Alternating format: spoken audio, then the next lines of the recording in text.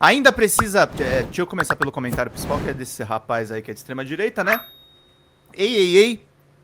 Psiu. Ei, presta atenção nisso aqui. Olha só, mais uma vez, agora o Kakai. Foi um ataque ao Kakai que eu e Vinícius Segala, de tabela, sendo atingidos aí pelo perfil do Carluxo. Olha, só mais uma vez, agora o Kakai é advogado de esquerda, amigo do pessoal do Lula e aliado histórico do PT. Olha o que ele está dizendo. Ele diz que foi a um almoço, na verdade uma reunião com 15 empresários no Rio de Janeiro, e esses empresários pediram para que ele levasse a mensagem para fazer Ronaldo Caiado subir pelo menos 4 pontos, para que ele ganhe as eleições no primeiro turno. E hoje o que acontece? Sai uma pesquisa eleitoral mostrando Ronaldo Caiado como potencial candidato para derrotar Lula e o PT. Mais uma vez, é aquilo que eu venho falando para vocês. O sistema formado pela elite financeira e política do país, está tentando de todas as formas colocar e apoiar candidatos que não sejam Flávio Bolsonaro. Ele fala até na questão do derretimento da campanha, que, no meu entendimento, significa inviabilizar a candidatura. Eles vão procurar qualquer coisa até o dia da convocação. Aí o comentário desse gado vem com a menção do Carluxo, né? Ainda precisa desenhar o que deseja o sistema com o uso da direita permitida, que seria o Caiado, com a palavra mais um defensor do Lula. Olha o videozinho lá que eles postaram da live dessa semana, aliás. Olha só que bonitinho. Torcer para que o Flávio pode receber. Queria que você falasse um pouco, Cacá, como você entende essa viagem internacional, ela pode ser boa, pode ser ruim para o Flávio, é uma interferência indevida ou não do Milei nos assuntos internos, ele não vai ter agenda do presidente Lula, né? Eu não acho que seja uma interferência, não. Eu acho que é o que resta ao Flávio, né? Quer dizer, o Milei é um líder político, claro, presidente dos Estados Unidos da Argentina, mas desimportante, sem força. O que nós temos que fazer é torcer para que o Flávio não desidrate a ponto de sair, largar a candidatura, né? Então, esse tipo de movimento, para mim, é até positivo. Eu tive semana passada um almoço com 15 empresários importantes lá do Rio de Janeiro, alguns deles ligados, inclusive, à campanha do Caiado e tal, todos de centro-direita, de direita. E a grande preocupação que, quando me pediram para falar, era essa. Olha, eu espero que vocês consigam crescer o Caiado 3 ou 4 pontos, 5 pontos, para a gente poder ganhar o primeiro turno, e principalmente manter a candidatura do Flávio, que está derretendo a olhos vistos. Eu acho que a importância do apoio do Milei é zero. O Flávio hoje vive dentro de uma bolsa, que é uma bolha bolsonarista, que vota nele, por isso é que eles querem, de qualquer forma, mesmo sabendo que tem um risco de perder o primeiro turno, na minha visão, serem candidatos. Ele pode receber. Então, gente, recebi esse ataque gratuito aí, eu apareço ali no cantinho, né, gente? Estava lá eu no Twitter de Carluxo, talvez o filho mais surtado entre todos os bolsonaros, que não é a primeira vez que isso acontece comigo, né? Eu já fui atacado sem ser mencionado pelo Eduardo Bolsonaro, já fui mencionado pelo Eduardo Bolsonaro, ele ficou bravo mencionando as reportagens que eu fiz a respeito do Gabinete do Ódio no Flow Podcast. Eu tenho esse recorte aqui também, olha só. O Gabinete do Ódio? Não, esse cara só tá aí só pra é o cara que vai derrubar a República. Entendi. Cara, esse negócio do Gabinete do Ódio, cara, meu Deus do céu, cara. Olha só, vamos na história completa? Vamos na história completa. Tem um cara chamado Carlos Afonso, sabe quem é? Não. Não. Ah, mentira. Claro que você sabe. Não, mas aí tu vai me falar agora, pô. Luciano Ayan, sabe quem é? Não. Também não. Não sabe quem é? Cara, a gente é dois otários, você não entendeu? Tá, vamos lá. Luciano Ayan é um cara que era muito próximo do MBL, né? Foi preso aí, eu fiquei investigação, lavagem de capital, 400 milhões e tal. A MBL negou que tinha proximidade, mas o cara tava direto com o pessoal lá. Fecha com o MBL, não. Cara. Também não fecho com vocês, mas eu aperto sua mão. Fecha, você não sabe, até o final do programa. Vai dar uma de Entraub aí. Mas cara. A maioria das pessoas é de direita e nem sabe. Mas vamos voltar ao Luciano Ayan. Tá.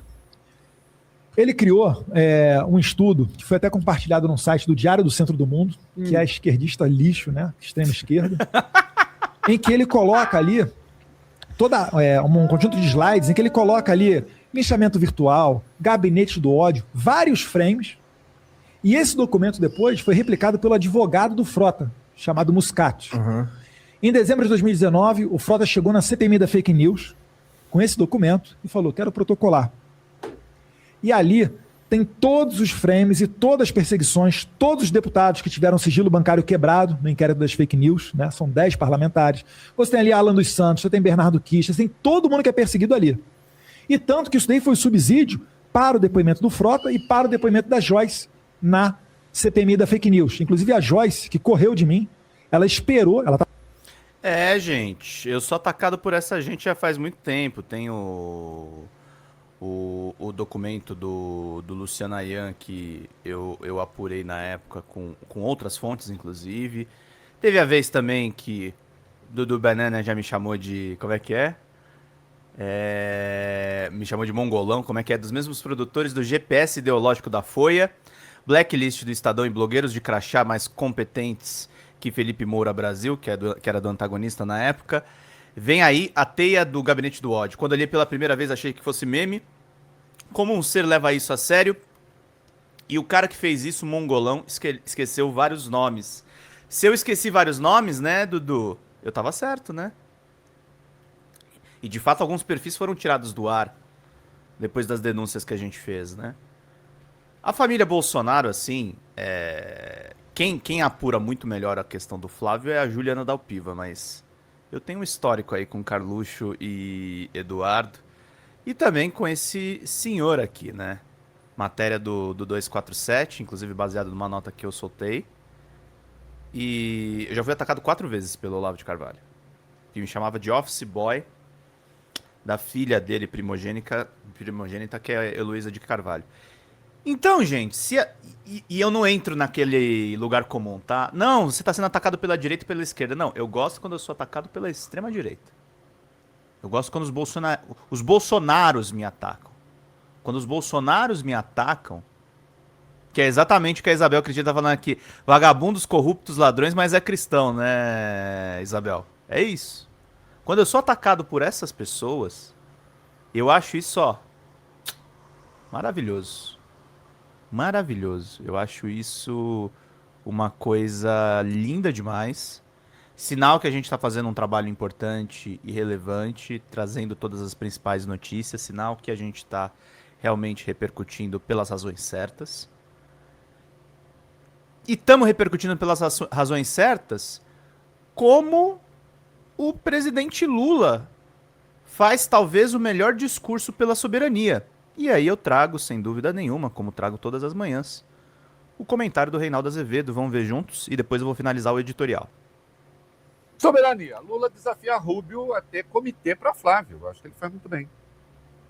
O presidente Lula desafiou o secretário de Estado americano Marco Rubio, aliado de Flávio Bolsonaro, a montar um comitê para apoiar a candidatura presidencial do filho de Jair Bolsonaro. A declaração foi dada ontem à noite, durante a convenção nacional do PDT, que oficializou o apoio do partido à reeleição do presidente. A gente vai acompanhar agora o que disse Lula.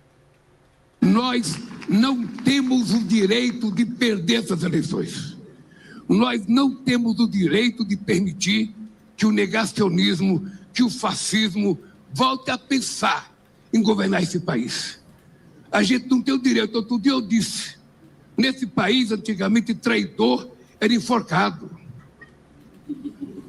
Porque trair a pátria é uma coisa muito grave. E hoje nós temos não um, nós temos vários traidores que vão aos Estados Unidos pedir para os Estados Unidos impor punição ao Brasil. Eu acho isso tão engraçado que eles podem até montar um comitê para apoiar o nosso adversário aqui. Podem até montar um comitê. Não há possibilidade da gente permitir que a democracia sofra mais um arranhão como sofreu no golpe contra Dilma Rousseff em 2016. O lema é esse. Aliás, eu estou convidando quem quiser vir do mundo para ver as eleições aqui no Brasil. Quem quiser pode vir acompanhar. Se o secretário de Estado americano, Marco... Pois é, né, Adriana? Eu vi esse negócio aí no SBT News. O garotinho às vezes infla as coisas, né? Eu fiquei sabendo, por exemplo, tava lendo na coluna do Estadão, que ele soltou aquele vídeo bomba, aquela participação no podcast, falando da festa das astronautas, e o Flávio Bolsonaro ligou pra ele pra pressionar ele a dizer que o Flávio não tava na festa.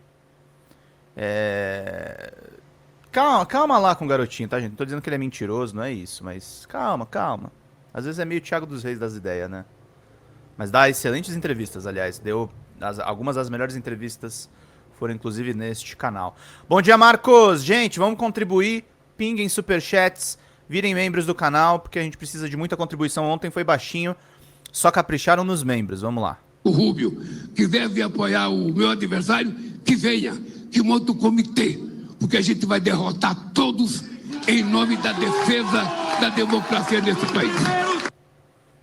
Lula também voltou. Siga, Desculpa, um minutinho, Reinaldo. um minutinho. Não, imagina. Deixa eu dizer uma coisa aqui. O que o Lula tem que falar do Marco Rubio? Como é que é?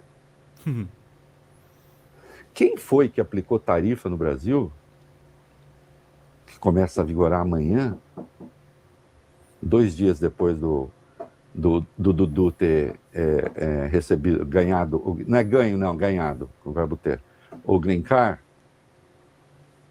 Quem foi que atacou o presidente Lula, atribuindo ao presidente a responsabilidade pela tarifa? De sorte que a tal da Júlia Zanata, pré-candidata a vice de Flávio, né? Aquela que antes desfilava de biquíni, agora desfila com fuzis, eu confesso que eu preferia com biquíni. Está pedindo impeachment, você quer o impeachment de Lula, porque o Lula é culpado pelas tarifas. Mas voltando ao Marco Rubio, quem foi que atacou o presidente, dizendo que o presidente é o responsável? Basta ver o que está acontecendo, insisto, com o Canadá agora, basta ver o que o Jameson Greer, o secretário do Escritório de Representação Comercial, disse hoje, disse ontem, ontem hoje, bom, enfim, entre ontem e hoje, sobre a tarifação no mundo. Não foi o Marco Rubio atacar o Lula? Marco Rubio, que já tinha dito na carta para o Flávio, aquela em que o Flávio se oferece para entregar o governo do Brasil aos Estados Unidos, que é crime, artigo 359 e do Código Penal. Quem foi que chamou o Lula para dançar? E agora o presidente não responde? Então ele fala mesmo, vem, monta um comitê para o cara aqui, ó, é isso que vocês querem?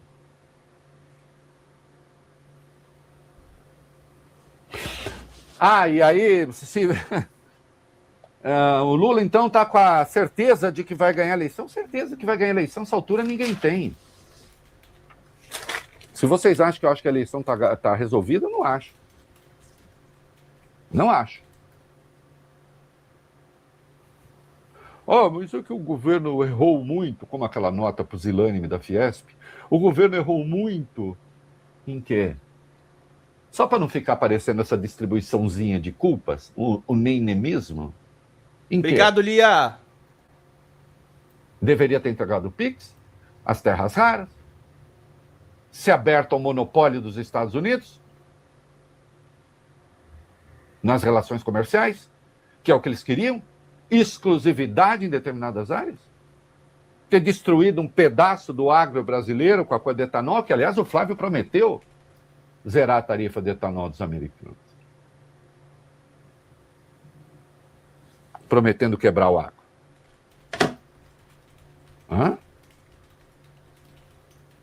Foi esse o erro? Ter feito mais de 30 reuniões? Está aí o erro?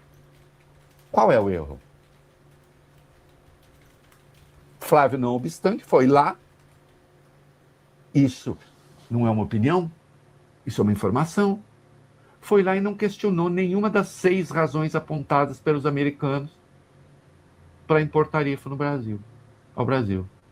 Não questionou nenhuma. Ficou na questão política para decepção de alguns empresários. Love para vocês, love. O que eu tenho cansado, eu estou meio cansado de ver lobby de empresários se reunindo em hotel chique.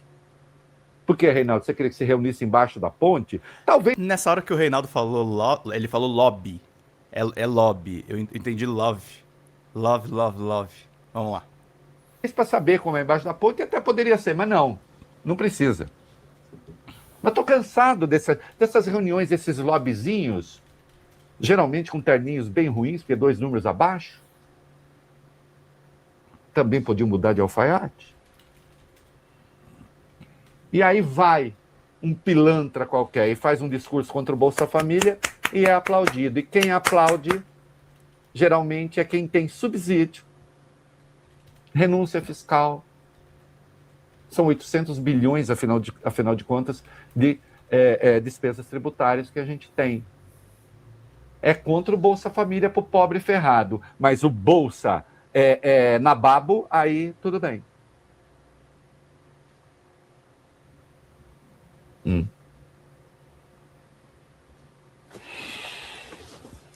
Tem uma hora que é preciso que a gente chame as coisas pelo nome, né?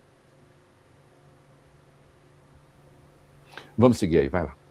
Lula também voltou a falar em defesa da soberania nacional, desta vez em uma publicação nas redes sociais. Ele compartilhou uma foto sua com a frase: "Este país foi criado e construído por brasileiros. Aqui ninguém vai dizer o que vamos fazer." Na legenda, o perfil do presidente escreveu: "Hoje nada é mais sagrado do que a defesa da soberania nacional. Precisamos fazer com que o povo brasileiro sinta orgulho. Aqui, nós erramos por nós, acertamos por nós. E aqui ninguém diz o que vamos fazer. O Brasil não se entrega." Eu acho que é isso mesmo. Eu acho que é isso mesmo. Eu acho boa essa fala do Lula pelo seguinte. Acho boa essa fala do Lula porque, sim, nós temos muitos problemas. A nacionalidade brasileira é feita também com seus problemas. A nacionalidade brasileira foi feita com horror e maravilha. Mas é o Brasil. Não cabe a ninguém vir de fora dizer como é que a gente deve se organizar aqui. Temos de ter as nossas dissensões aqui, as nossas disputas aqui, as nossas escolhas aqui, as nossas diferenças aqui. É por isso que existe política. É por isso que existe eleição. Agora, o que não cabe é vir, como num poema do Gregório de Matos, Obrigado, do Marcão. século XVII, o sagaz Brichote Momento cultural. de fora, para dizer como é que a gente se organiza e quem deve ganhar as pelejas. Não é? E aí cabe essa fala. Gente, é impecável a fala do presidente, mas impecável assim mesmo. Uma coisa muito bem feita, muito bem montada. O Lula tá... o pessoal que fala mal do Mauro Vieira, que diz que o Mauro Vieira é muito pró-americano, que ele é muito manso com os Estados Unidos, não entende a atual situação. A gente está num momento muito delicado, num momento de decadência americana, num momento em que os Estados Unidos fazem o sequestro do Nicolás Maduro, que fazem uma guerra no Irã. Então não dá pra você ficar tocando onça com vara curta. Isso não pode existir na diplomacia brasileira. Porque é muito delicada a situação. É muito complicada a situação. Você não pode simplesmente fazer isso. Não pode simplesmente, dane-se. Faz de qualquer jeito. Não tem isso hoje. Agora, a gente tem que tomar muito cuidado com o que está acontecendo. E a fala do Lula vai no ângulo. E o Lula tem certos contrapesos no governo. Quem faz esse contrapeso muito bem... E é um trabalho de equipe, tá, gente? É um trabalho de equipe necessário. É o Alckmin. O Alckmin, em momento nenhum, não endureceu com o governo Trump. O Alckmin não endurece com o governo Trump. O Alckmin vai lá e efetivamente trata a informação para dar 2 recados para o governo americano. Obrigado, Juvencio. Bom dia, Pedro, e a todos. Parabéns, Pedro. Ser atacado pelo Carluxo é uma honra para você. Cara, é o que eu tava mostrando aí no começo do editorial. Eu tô com umas medalhas aí, né? A família Bolsonaro inteira. O Flávio foi o único que nunca me atacou. Mas também não é muito significante, né? E o presidente está muito correto, né, nesse posicionamento. Vocês querem fazer... Quanto mais o Trump aparecer... O Kakai falou isso nessa mesma entrevista em que eu fui atacado pelo Carluxo. Quanto mais aparece o Trump, quanto mais eles endurecem... Foi o Kakai ou o Tardelli que falou isso? Se foi o Tardelli, foi aqui. Talvez tenha sido o Tardelli. Mas quanto mais o Trump aparece... Quanto mais o Trump dá a entender que eles estão tentando atacar o Brasil, mais a coisa fica pior. Mais a coisa fica carregada. Mas acontece esse tipo de coisa. Então, meus caros, a gente tem que tomar cuidado com o que está acontecendo. A gente tem que tomar cuidado com o que está acontecendo. A gente tem que ter... e temos que ser claros na defesa da soberania. O Lula vai ganhar essas eleições. Talvez por uma margem menos apertada do que o 2022. Talvez por uma margem menos apertada. O fato dele ganhar por uma margem menos apertada não significa que a eleição vai ser menos caótica. Não significa que ele vai ganhar em primeiro turno. Eu gostaria muito que ele ganhasse em primeiro turno. Que aí seria também uma forma da gente resolver e consolidar o nosso campo político. E que a gente tivesse mais vitórias no Congresso. São duas coisas que a gente deseja. Fala, galera da Folha TV, não se esquece de se inscrever aqui no nosso canal para assistir programas como Folha Notícias Manhã, Folha Notícias Noite, o nosso Folha Entrevista e o nosso Barzinho das Meninas. Muitas coisas bacanas a gente acompanha por aqui e a gente precisa muito, muito do apoio de vocês para nosso trabalho jornalístico, investigativo, de curadoria de conteúdo, com vocês ajudando no nosso Pix, folhademocrata@gmail.com, ou mandando superchats, valeu demais, e os recursos financeiros, tornando-se membro do nosso canal, no nosso curso de jornalismo básico, para você ficar muito bem informado a respeito de tudo. Queridos e queridas, muito obrigado pela presença de todos vocês. Vida longa e próspera. Cuidem-se, cuidem dos seus, e não esquece de se inscrever aqui na Folha TV. Até mais!